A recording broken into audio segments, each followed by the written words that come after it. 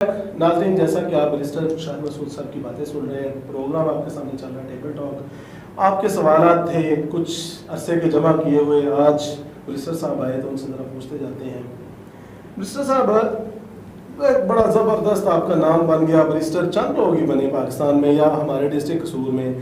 آپ ایک بڑے اچھے لائق، یا قدم وہ چھوڑ کے یا اس کو پیچھے ہٹا کے یہ سیاست کا شوق کیسے چرا گیا؟ اس کے اندر میں تھوڑا سا کلیئر کرتا ہوں کہ میں نے اپنی پریکٹس کو کبھی بھی خیر بات نہیں کہا. میں اپنا آفس رن کر رہا ہوں جی، مطلب لاہور کے اندر، اسلام آباد کے اندر، کراچی کے اندر. میرے پاس پوری ایک لائرز کی ٹیم ہے جو سارے کے سارے معاملات کو لک آفٹر کرتے ہیں. قصور کے اندر بھی ہم نے اپنا آفس رکھا ہوا ہے، وہاں پہ بھی ایک پراپر ٹیم بیٹھی ہوئی ہے. حلقے کے عوام کے جو مسائل ہوتے ہیں وہ قصور سے لے کر ڈسٹرکٹ کورٹ سے لے کر ہائی کورٹ اور سپریم کورٹ تک سارے کے سارے لک آفٹر کیے جاتے ہیں. اور الحمدللہ آنے والے کچھ عرصے کے اندر میں نے اپنی فائل جو ہے وہ سپریم کورٹ کے لیے سبمٹ کر دی ہوئی ہے. تو آپ دیکھیں گے آنے والے کچھ 6 مہینے کے اندر اللہ تعالیٰ نے چاہا تو سپریم کورٹ کا لائسنس بھی ہو جائے گا. Superior most court of the country ہے. تو مجھے کم از کم مطلب ہو گئے ہیں جی 14 سال ہو گئے ہیں مجھے اس فیلڈ کے اندر، اور نہ صرف پریکٹس کرتے ہوئے بلکہ میں لیکچرز بھی دیتا ہوں مختلف جگہوں پہ. پاکستان کالج آف لاء میں پچھلے کوئی 12 سال سے پڑھا رہا ہوں جی، یورپین یونین لاء. اس کے علاوہ پولیس ٹریننگ سکول کے اندر، چونگ ٹریننگ سکول ہے ان کا، وہاں پہ میں لیکچرز دیتا ہوں پولیس والوں کو جی. پھر جو ہے MPDD ایک گورنمنٹ آف پنجاب کا ڈپارٹمنٹ ہے، وہاں پہ میں لیکچرز دے رہا ہوں ریونیو لاز کے اوپر. آپ کے ریونیو کے لوگ جو ہیں، اور سم ٹائم یہاں پہ بھی وزٹنگ فیکلٹی کے طور پہ انویسٹیگیٹنگ آفیسرز کو قصور پولیس لائن کے اندر بھی لیکچر دیتا ہوں. تو کوشش تو کرتا ہوں کہ ہر جگہ پہ جہاں پہ میں کوئی بہتری لا سکتا ہوں، نہ صرف سیاسی میدان کے اندر بلکہ اپنے لیگل پروفیشن کے اندر اور ٹیچنگ پروفیشن کے اندر وہاں پہ لے کر آ سکتا ہوں. پروفیشن کو پورا ٹائم دے رہے ہیں، پوری طرح سے اس کو رن بھی کر رہے ہیں، چلا رہے ہیں. یہ نہیں ہے کہ آپ آل ٹائم سیاست میں کر رہے ہیں. تو کیا یہ جو ہے لائرز ونگ کے آپ صدر بن گئے، تقریباً کو میرا خیال 6 ماہ ہو گئے ہو شاید، تو کیا تبدیلیاں لائے؟ کیونکہ مین آپ کی پارٹی کا نعرہ ہی تبدیلی ہے نا. تو آپ جب لائرز کے صدر بنے تو کون سی تبدیلی آئی قصور کے اندر؟ دیکھیں اس کے اندر 2 چیزیں ہیں. لائرز ونگ کے حوالے سے ہمارے پاس کیونکہ ابھی نیولی اسٹیبلشڈ ہماری باڈیز ہیں پورے پاکستان کے اندر. علی ظفر صاحب کو کانسٹیٹیوشنل کمیٹی کا ہیڈ بنایا گیا. پورے پاکستان کے اندر ابھی نوٹیفیکیشن ہو رہے ہیں، ابھی ہمارے 2 تحصیلز کے نوٹیفیکیشن رہتے ہیں لائرز ونگ کے. لیکن انشاءاللہ جیسے ہی یہ ہمارے نوٹیفیکیشن کمپلیٹ ہوں گے تو اس کے بعد ہمارے معاملات آ جائیں گے لیگل ایڈوائزریز کے. ہمارے اس قصور ڈسٹرکٹ کے اندر 43 ڈپارٹمنٹس ہیں، اور ان کے اندر سارے کے سارے جو ہے جو ڈسٹرکٹ گورنمنٹ کے ہیں 43 ہی لیگل ایڈوائزرز لگنے ہیں. تو انشاءاللہ کوشش یہ ہوگی کہ سیاسی وابستگی سے بالا طاق ہو کے میرٹ کے اوپر وہ اپوائنٹمنٹس ہم کریں، تاکہ ہماری جو گورنمنٹ ہے اس کو صحیح معنوں کے اندر کورٹس کے اندر ریپرزینٹ کیا جا سکے. تو انشاءاللہ جو پہلے کبھی نہیں ہوا، پہلے اپنے منمانے لوگ ہیں جنہوں نے اچھے ووٹ دیے یا جو ان کو مطلب جو ہے نوازنا ہوتا تھا ان کو کہ اچھا ایک ہینڈسم اماؤنٹ آف منی آ جائے ایک ڈپارٹمنٹ سے. تو انشاءاللہ اس میں کوشش کریں گے کہ میرٹ کے اوپر لوگوں کو لے کر آیا جائے لیگل ایڈوائزریز کے طور پہ، اور پھر انہی بچوں میں سے آگے جو ہے ایڈوکیٹ جنرل آفس کے اندر لوگوں کو لگایا جائے، اور اس کے بعد مختلف کمیٹیز ہیں ان کے اندر لگایا جائے. انشاءاللہ آپ آنے والے دنوں کے اندر تبدیلی دیکھیں گے کہ لائرز ونگ کے حوالے سے اور لیگل فریٹرنٹی کے حوالے سے ایک اچھی تبدیلی نظر آئے گی. بریسٹر صاحب، قصور کے اندر PTI کے کسی بھی آپ، میں کارکن تو نہیں کہہ سکتا کیونکہ آپ ان کی کسی کی بات سنیں گے تو وہ کارکن لگتے نہیں ہیں. وہ اکثر قابل اعتراض کا جملہ ہے، وہ ان کا آپ بیہیو چیک کر لیں گے تو وہ ایسا کرتے ہیں جیسے عمران خان صاحب سوتے بھی ان سے پوچھ کے اور اٹھتے بھی ان سے پوچھ کے. تو اتنا زیادہ لیڈر نظر آتے ہیں، کارکن نظر نہیں آتے. قصور سارا لیڈر سے بھرا ہوا ہے، PTI کا ہر بندہ لیڈر ہے. لیکن جب الیکشن آیا، بلدیاتی الیکشن کو خصوصی طور پر، تو وہ ایسے پٹ گئے کہ کہیں کونسلر تک نہ جیت سکے. اس کی کیا وجہ سمجھتے ہیں؟ دیکھیں 2 چیزیں. ایک تو میں سمجھتا ہوں کہ یہ صرف اسی پارٹی کا حسن ہے، پاکستان تحریک انصاف کا، جس کے اندر ہر آدمی ہر ورکر یہ سمجھتا ہے کہ میری ڈائریکٹ ایکسیس عمران خان صاحب تک اور میری آواز ادھر تک پہنچ جائے گی. وہ یہ سمجھتا ہے اور الحمدللہ وہ آواز پہنچتی بھی ہے. یعنی آپ اس کو ایک اعزاز، میں اعزاز سمجھتا ہوں جی، میں اعزاز سمجھتا ہوں. دیکھیں اور کسی بھی جگہ پہ مجھے آپ بتائیں، آپ آج میڈیا اٹھا کر دیکھ لیں، ہماری پارٹی کا جو ایک یونین کونسل کا ورکر ہے وہ اگر گورنر ہاؤس جاتا ہے تو گورنر پنجاب کے ساتھ آپ کو اس کی تصاویر نظر آتی ہیں. ہم اپنے ورکر کو, اپنے جو کارکن ہے اس کو پورے کا پورا پریولیج دیتے ہیں, اس کو پورے کا پورا آنر دیتے ہیں, کیونکہ آج اگر ہماری گورنمنٹ ہے تو انہی کی وجہ سے ہے. اور یہی وجہ ہے کہ وہ بڑے بلنٹ ہیں اس معاملے کے اندر. اگر میری سائڈ سے ان کو کوئی مسئلہ بنتا ہے یا کہیں پہ ہم اکٹھے ہوتے ہیں تو وہ اپنی باتیں کہنے کے اندر بڑے جو ہے وہ کیا کہہ سکتے ہیں اس کو, آپ بڑے بہادر ہیں. وہ منہ کے اوپر بات کرتے ہیں اور بات کرنے کے بعد وہ اس کو اس کے منطقی انجام تک پہنچاتے ہیں. لیکن اب آپ کے دوسرے سوال کا جواب دیتا ہوں کہ بلدیاتی الیکشن کے اندر پٹ گئے. گزارش یہ ہے کہ بلدیاتی الیکشن کے اندر کون سی جماعت جو ہے, ضلع قصور کی اگر ہم بات کریں, جو بہت زیادہ اکثریت لے گئی تھی.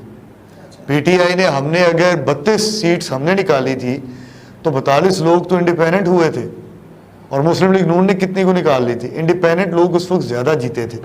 لیکن آنے والا جو بلدیاتی الیکشن ہے وہ انشاءاللہ آپ کو یہ بات ثابت کرے گا, آنے والا بلدیاتی الیکشن یہ بات ثابت کرے گا کہ قصور, ضلع قصور تحریک انصاف کا گڑھ ہے, اور بلدیاتی الیکشن میں انشاءاللہ ہم 4 تحصیلیں نکالیں گے.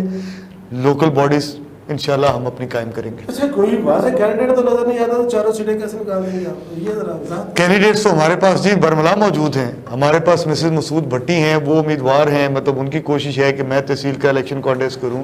ہمارے پاس نادر فاروق صاحب ہیں, وہ کہتے ہیں میں نے الیکشن کانٹیسٹ کرنا ہے. ہمارے میں آپ کی بات کو آگے بڑھانا چاہتا ہوں. اس میں تو بسٹر صاحب یہی آ گیا ہے کہ خاندان کے پاس جیسے پہلے تھا وہی آ گیا. اب وہ جی صوبائی اسمبلی کا آ جائے گا, انہوں نے لڑنا ہے. قومی اسمبلی کا آ جائے گا, انہوں نے لڑنا الیکشن. اور اگر تحصیل یا ضلع کا آ جائے گا, انہیں کے خاندان میں جانا ہے. تو یہ تبدیلی ہے. میں آپ صاحب عرض کرتا ہوں, دیکھیں میدان میں وہی اترے گا جو ارادہ کرے گا.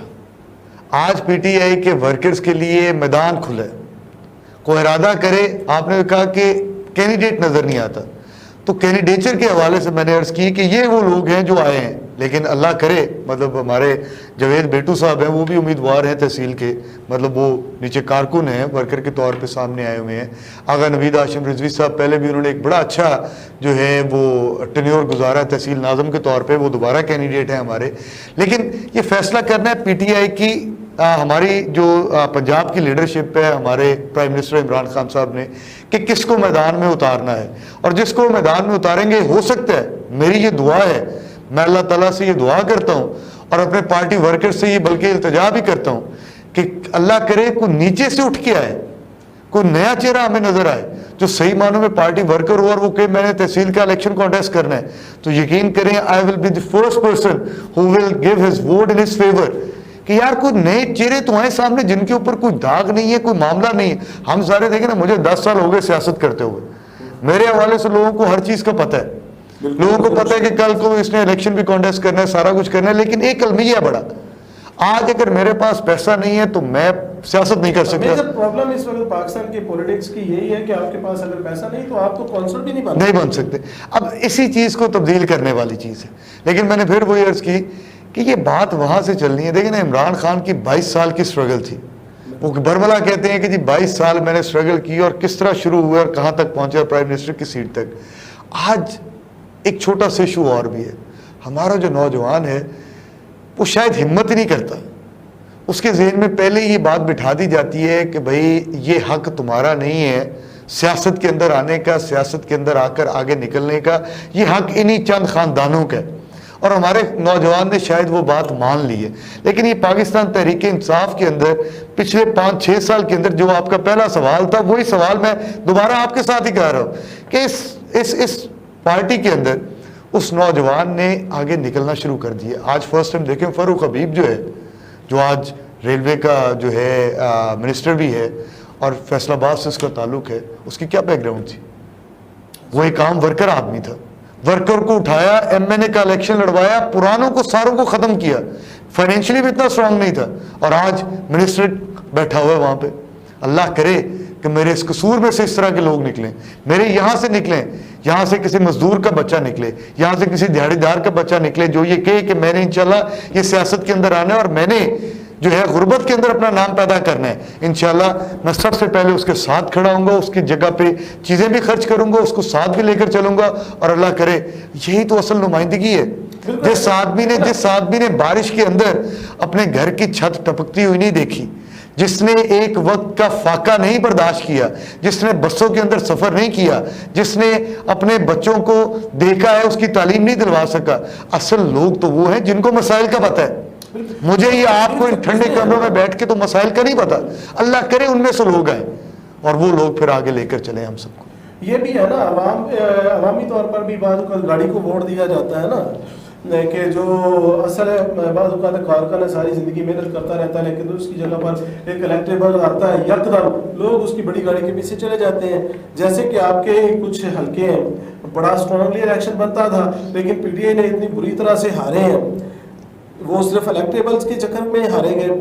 اچھا، اب آپ کا جو حلقہ ہے جو اب نیا بن گیا ہے، اس میں آپ نے ساتھ میں کام کیا، لیکن اس میں ایک چیز سامنے آتی ہے کہ جو آپ کے اصل علاقہ ہیں جہاں سے آپ کی رہائش ہے یا جس سائڈ پر آپ ہیں ادھر سے آپ کا ووٹ بینک کمزور رہتا ہے، لیکن بارڈر بیلٹ جاتے ہیں آپ ون ہو جاتے ہیں، اس کی کیا وجہ بنتی ہے؟ نہیں، یہ بھی میرا خیال ہے کچھ درست نہیں ہے بات۔ جو میرا لاسٹ ٹائم حلقہ تھا پی پی 178، وہاں سے بارڈر بیلٹ والی سائڈ سے میں الیکشن جیتا بھی۔ میں ساری یونین کونسل تھی وہ میں نے ایک لیڈ سے جیتی، میں نے اپنی جو ذاتی یونین کونسل تھی بیلا روشن بیلا وہ بڑی لیڈ سے جیتی، اور اس کے بعد درمیان والی جو بیلٹ تھی ہماری دیپال پور روڈ والی وہ بیلٹ میں ہارا۔ اب اس کے بعد 5 سال میں نے اس بیلٹ کے اندر کام کیا، بیلٹ کے اندر کام کرنے کے بعد وہ ساری کی ساری بیلٹ میرے سے چھین لی گئی۔ میرا اپنا یونین کونسل روشن بیلا وہ میرے حلقے سے نکل گیا، ساری یونین کونسل نکل گیا، قادی پنڈ یونین کونسل نکل گیا، اور اس کے بعد یہ ساری دیپال پور روڈ والی جو تھی ٹولواں والا یہ کہہ لوں یہ سارے دیہات نکل گئے۔ اور جو نیا حلقہ بنا وہ پھر وہ سیجرا اور کوٹلی ریبو بکر اور حسین خان والا تک وہ میرا پرانا حلقہ تھا، 7 یونین کونسلز پرانی تھی۔ وہاں سے آپ دیکھیے گا پچھلی دفعہ وہ میں 2 یونین کونسلز جیتا تھا، اس دفعہ out of those 7 I have won 6 union councils.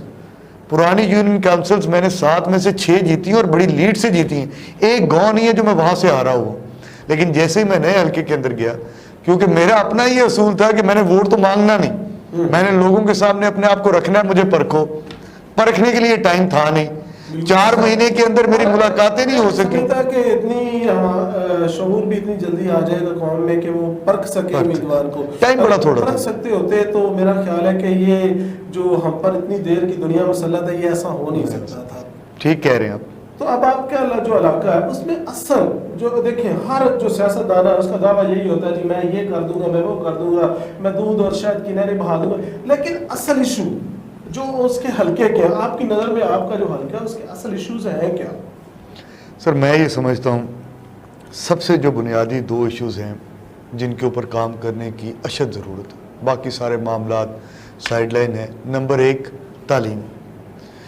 میرے حلقے کی عوام کو یا پورے پاکستان کی عوام کو آپ شعور دے دیں کہ ہم نے ووٹ کس چیز کو کنسیڈر کر کے دینا ہے، کس چیز کے اوپر ہم نے ووٹ دینا ہے، آپ یہ شعور دے دیں، اور یہ شعور آئے گا تعلیم سے۔